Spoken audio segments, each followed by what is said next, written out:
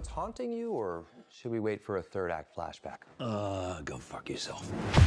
Deadpool and Wolverine is a film I've been hoping would succeed since the announcement that Hugh Jackman will be returning to his iconic role the same way Tobey Maguire and Andrew Garfield returned for No Way Home. So this movie follows Deadpool, who's retired since the last film and is kind of just living a normal life now until his peace is disrupted by the TVA, who basically alarm him about his universe's inevitable destruction. So now he has to team up with Wolverine to basically stop this from happening. Now, I'm just going to say that's probably not the best description for this film because the plot is pretty messy and it tends to shift from one thing to another. But what it lacks in story structure, it definitely makes up for it in characters and character dynamics with, of course, Deadpool and Wolverine. Hugh Jackman just kills this role time and time again, always delivering with his raw emotion and rage. And finally being able to see him in the yellow suit for the first time in the first R-rated MCU film was also great to see. It's a cool dynamic to see such a broken character like Logan having to put up with a jokester like Deadpool. And their character chemistry is what makes this film and honestly drives it more than anything. And both actually get decent character arcs. Well, at least Wolverine does. There's tons of action as well as fan service, but the way they use some of these cameos or supporting roles felt really satisfying and earned because they do play more of an actual role in the film. Unlike how Multiverse of Madness kind of wasted a lot of its cameos to being killed off all in one scene, this film is more on par with how No Way Home utilized its supporting roles, which just felt a lot more rewarding in the end. Now, people were saying before this movie came out,